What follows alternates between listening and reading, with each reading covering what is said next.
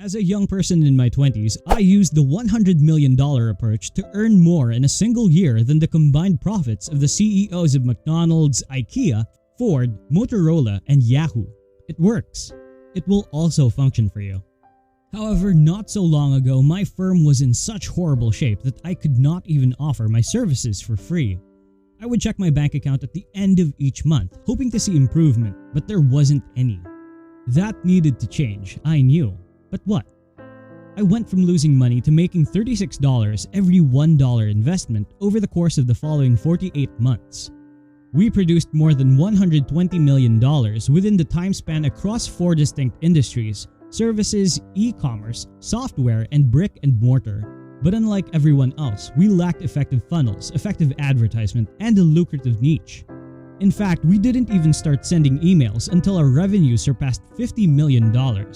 Instead, we were able to excel at one thing: creating offers that were so fantastic that refusing them made people feel foolish. The techniques in this book seem to operate by magic, since they are so straightforward, quick, and efficient.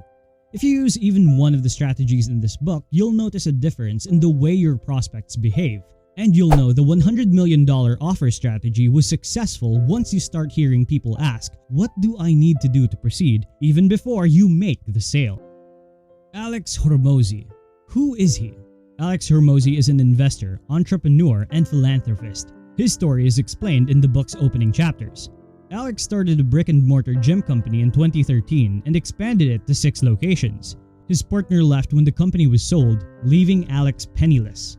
He started Gym Launch in 2016 with just a credit card and an offer concept, showing other gym owners how to attract customers and expand their operations. Within a year, he was earning more than $100 million each month when this offer took off like crazy. Alex now has a net worth of more than $100 million and a big portfolio of businesses. His declared objective for writing business education is to expand his portfolio by acquiring new businesses that generate at least $3 million in annual revenue. Number 1. Give the unparalleled. Turn your product or service into a one-of-a-kind offer to increase sales of anything. Here's the issue. Trying to compete on pricing makes business extremely difficult.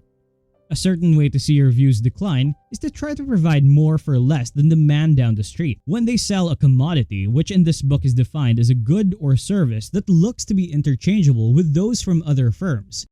New company owners fall into this trap. Hormozi provides thorough explanations of 3 solutions to the commodities dilemma. Here is a brief summary. Look for a starving group.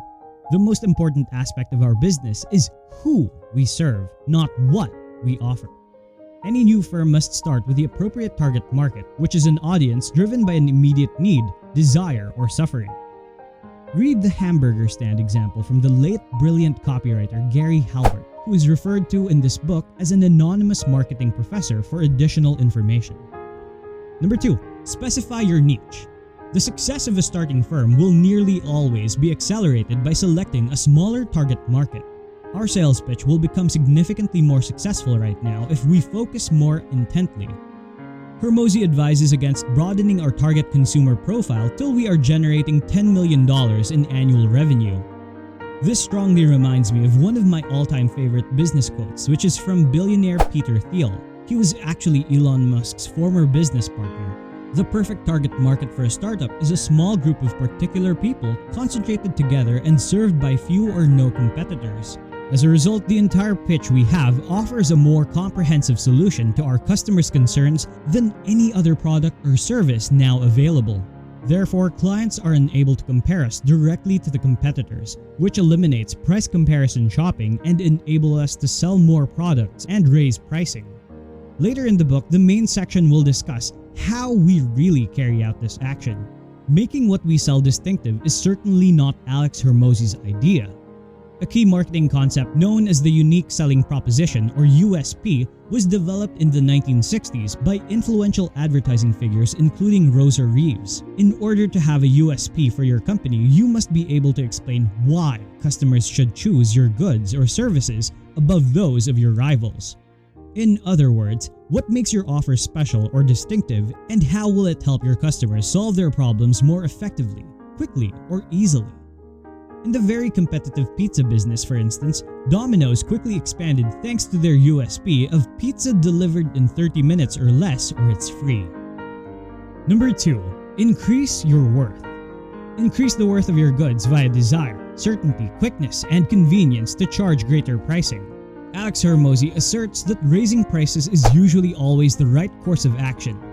He contends that companies that attempt to compete through cheap pricing typically find themselves caught in a vicious cycle of declining earnings, poorer product quality, and worse consumer outcomes. On the other hand, businesses that demand a premium frequently experience an upward spiral. Greater profit margins enable them to spend more on product quality and promotion. Consider Apple. Clients of Hormozi typically spend more emotionally, which leads to greater action and output. The best part is that studies have shown that consumers do in fact think more costly goods are superior, much as how our brains mysteriously interpret wine that costs more money as tasting better. Strange, huh? But how can we raise prices without driving people away? By making our products perceived worth higher, we can maintain their sense of receiving a wonderful bargain. Here are 4 methods to increase the worth of your product. Satiate the deepest cravings. People are more eager to pay when they are more desirous. We must confirm that we are speaking to their genuine aspirations. These often stem from basic human wants like food, shelter, belonging, love, and admiration. According to Hormozi, we can only direct the market's pre-existing desire toward our goods. With this concept, I'm 99% certain that he is paraphrasing Eugene Schwartz, one of the greatest copywriters of all time and a true GOAT or GOAT. He stated in his 1966 book, Breakthrough Advertising, that copy cannot create desire for a product. It can only take the hopes, dreams, fears, and desires that already exist in the hearts of millions of people and focus those already existing desires onto a particular product. This is the copywriter's task, not to create this mass desire, but to channel and direct it. According to the study, Dan Kennedy is a direct marketing mentor from whom I have gleaned a great deal of knowledge and who is also frequently featured in $100 million offers. The distinction between features and benefits is one of Dan Kennedy's key concepts. Most business owners make the error of focusing excessively on the features.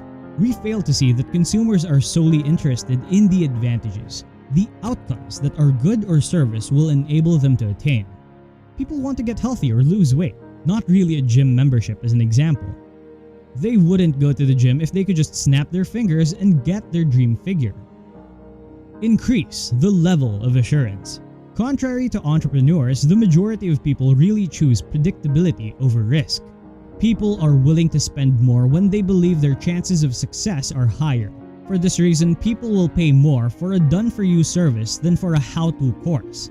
And more money was spent on a bottle of anxiety medication than a mindfulness app. In less time. Speed is useful. To quickly obtain their desires or find relief from agony, people will spend extra. I believe that some of the biggest businesses have leaned on offering this value. A few quick examples that spring to mind include FedEx's overnight shipping, McDonald's 5-minute fast food, and Amazon's free 2-day shipping. Lessen the effort. Make it simpler for them to achieve their goal. Take steps out of the process, do the tasks for them, or give them the means to do it. Hormozi, for instance, previously developed a sophisticated spreadsheet application that automatically generated weekly food plans for his gym customers based on their individual goals. He created the spreadsheets just once, but it turned out to be a priceless resource that served his clients well for many years. Number 3. Fix all of their issues. An excellent offer eliminates all roadblocks to your customer's true desire. So how can we really create an offer that is not just distinctive but also distinctive in a way that appeals to our target market?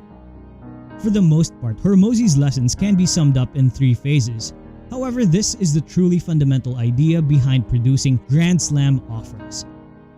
Go out and grab a copy of this book if you haven't already. The link to this book is given in the description of this video. You'll gain a deeper understanding from all the stories and examples presented and learn many things that are not covered in our summary. So that was it for today's video. If you enjoyed this summary and learned something new, please give this video a thumbs up and subscribe to our channel for more educational and informative videos. See you in the next one. Till then, bye!